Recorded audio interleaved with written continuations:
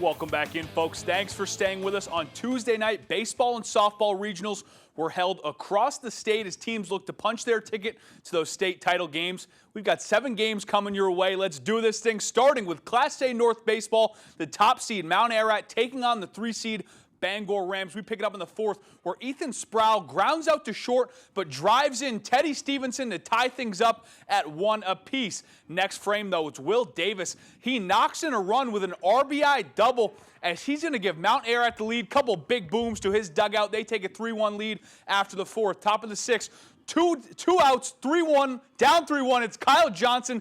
He hits one deep to right field, and it's out of here. He hits a 2-run shot to tie things up in the 6th, but Mount Ararat would take a lead in the next frame as Nick Creek would score on a wild pitch, and Mount Ararat is headed to the Class A state championship.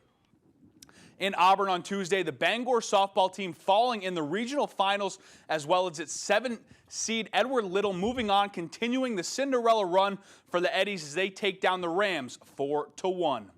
Let's go back to the baseball diamond now and get right into some Class B action. Up at Mahaney Diamond at the University of Maine, Ellsworth taking on Herman in the Northern Maine Finals. Hawks strike first. First inning, runners on the corners. They pulled a double steal, and the throw gets by. Tommy Meserve scores 1-0 Hawks. Herman still up in the 4th. Jackson Barry on the hill now for Ellsworth, and he gets the strikeout. Runners at first, but good base running, and another run comes in for Herman. They led 5-0, but here come the Eagles. Dawson Curtis with 2 ducks in the pond. He brings them in.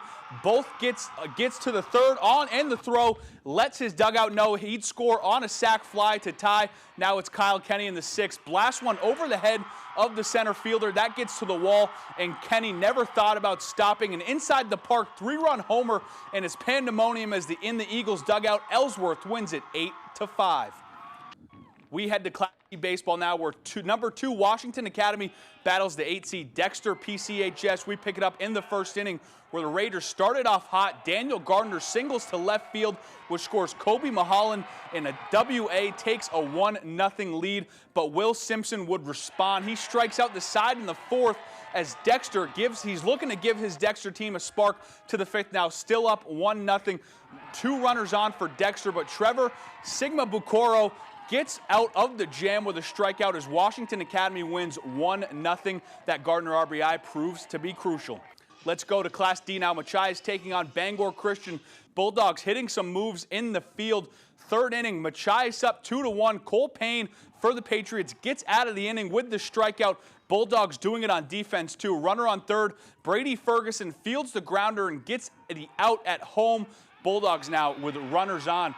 It's going to be an RBI ground out for Tyler Alley Ferguson. He comes in to score. Machias led 4-2, but never say die. Patriots with a 3-run bottom of the 7th, capped off by this RBI single from Jack Kowalski. John Benjamin scores on the walk-off base hit from the senior, and the Patriots are heading to states as they win 5-4.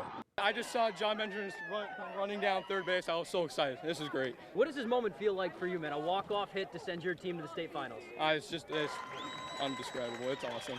Yeah. That's what dreams are made of right there. Let's bring it over to the softball diamond now for some highlights that start with Class A and a big clash in Class B. 2nd-ranked Old Town Coyotes trying to knock off the top dog, the Herman Hawks. Hawks up 2-1 with a runner on 3rd. They try the squeeze bunt, but Haley Soroyce is not fooled, fields it, and throws it to Brianna Trim for the out. Same inning, Braylon Wilcox at the dish. She ropes one into right center field that gets a roll. 2 more runs score. Wilcox winds up at 3rd, and she'd do it on the mound too. Gets a K here in the following frame, and with the tying run at the dish in the middle of a Coyote rally, she gets the K to end the game. 6-4 final. Herman is heading to states. We have worked really hard to get our team together. We actually lately, it feels like family, so it was really nice to finally pull that together. Next up, the Class C game in Brewer. It's Bucksport and Mattinacook. 3rd inning, Bucks lead 3-1, but Bree Rotella rips one up the middle to center. Olivia Shute comes in to score, and the Bucks make it a 4-1 lead. Lynx now. Juliana Klauke settling in there in the circle. She gets the backwards K here in the 5th, but Natalie Simpson was even better. She struck out the last 6 batters of the game, and the Golden Bucks are headed to another state title game. They take down the Lynx 5-1. It feels amazing. Like I could believe that we could get here, but just being able to get here physically, like, just relieves so much stress and so many nerves. And I am so confident in our girls that this year could be our year. And last but not least, unbeaten Penobscot Valley takes on Southern Aroostook in Class D. Warriors get on top first. They lead 1-0. Skyla Lewis adds to it. She singles to right field. Another run comes in. PVHS trails 2-0, but not for long. Abby Farley at the dish with a runner on. She smacks this ball. That's a frozen rope to center, and it gets to the wall. 1 run scores, and Farley is right behind her, and this game is tied up. Same inning, Lilla Cummings at the dish. She slaps this one the other way. Another rocket that gets to the wall, and look at Lilla. She does not hit the brakes on this one. She comes all the way into second for the inside the park home run, the second of the inning, and the Howlers would stay in control. Viano settles in, and PVHS heads back to States with a 3-2 win.